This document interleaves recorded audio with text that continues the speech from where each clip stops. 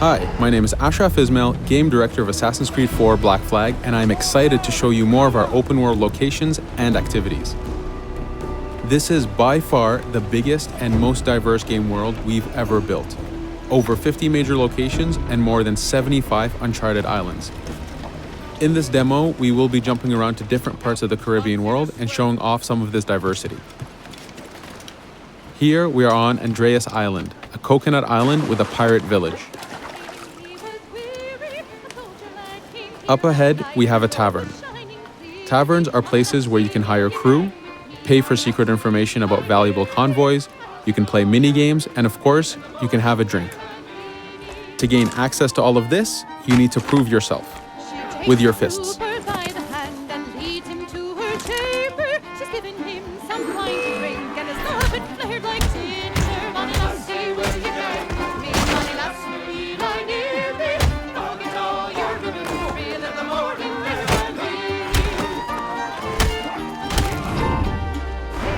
Now that the fight is over, you have access to the tavern and its services. This being a tavern, there's always plenty of rum to be drank, but drinking too much will have some fun surprises for you.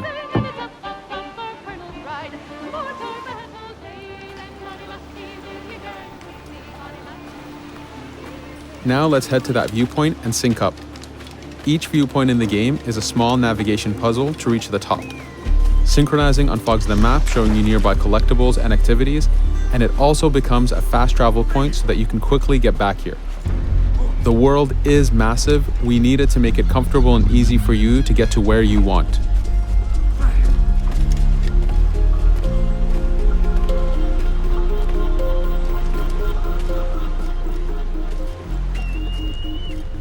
These viewpoints are also an opportunity for us to show off how beautiful and expansive this world really is.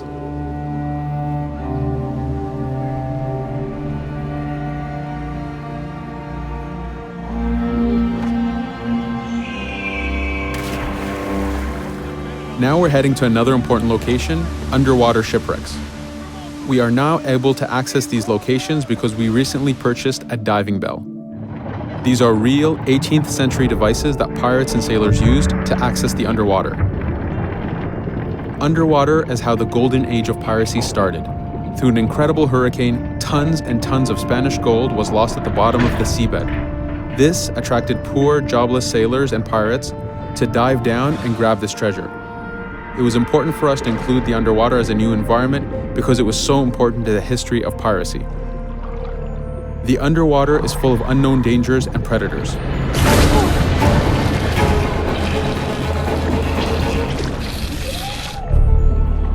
You do have to pay attention and act quick, but the risk is worth the prize as you need a lot of money to get all the upgrades for your ship, the Jackdaw.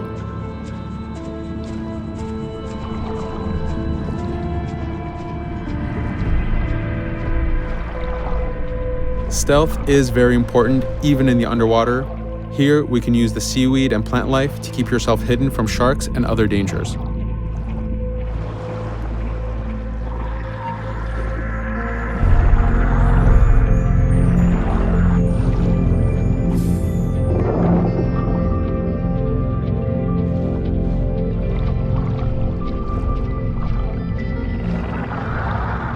This is an air barrel.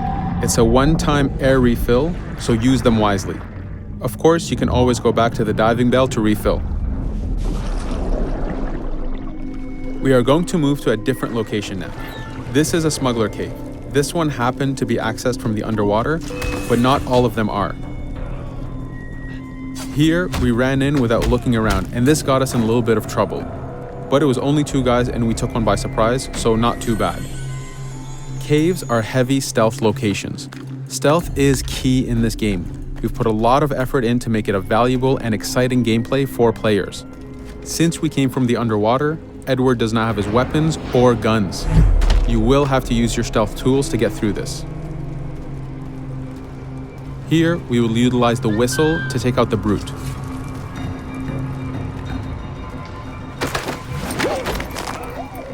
Anytime an enemy is taken out, they will drop their weapon for you to use.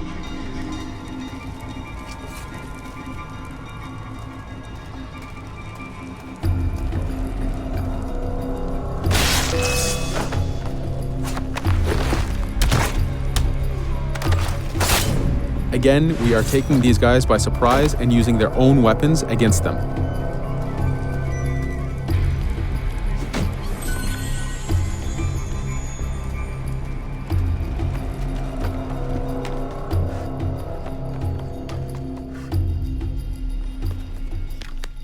Using just your fists keeps things quiet. This allows you to take advantage over the second guard.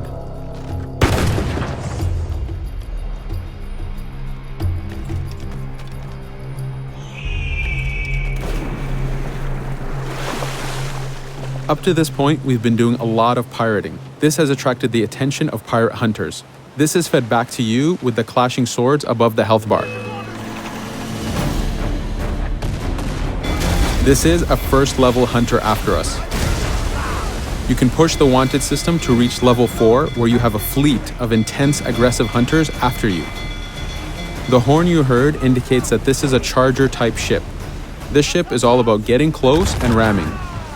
Each ship type has a unique sound associated to it, the scariest being the war drums of a man of war. Your first mate, Adewale, is always giving you helpful advice and feedback. The chain shot is a stun weapon. Hitting ships slows them down. Great for stopping a charger's attack.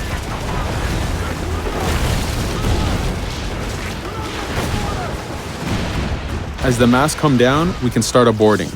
We need to take out 10 crew members to win the boarding.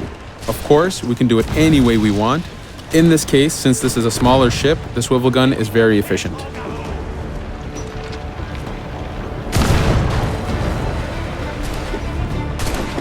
There are many objectives in the boarding system, including destroying powder keg reserves and removing the flag from the top mast.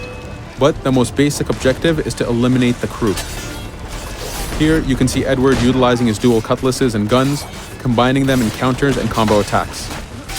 You do have a max of 4 shots before reloading, so make them count.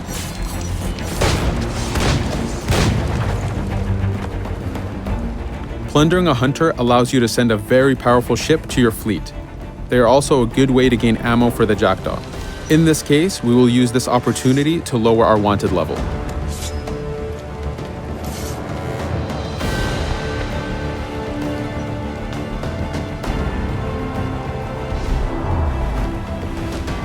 A very important new activity in Black Flag is harpooning. Historically, pirates harpooned as a source of income. Ready the whaleboat, lads.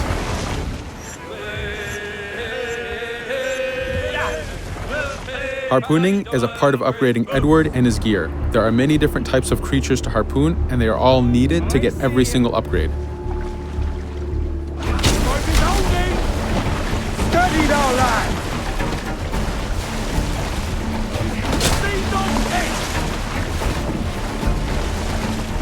Success!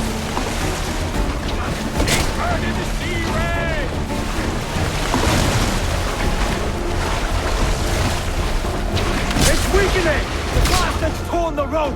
Stay sharp, lads.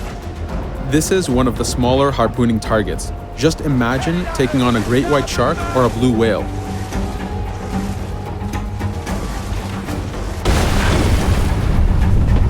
This one's dangerous! The harpooning activity itself has upgrades, and you will need them to take on the bigger targets. You can upgrade the health of the rowboat, the number of harpoons you carry, and the damage of the harpoons themselves.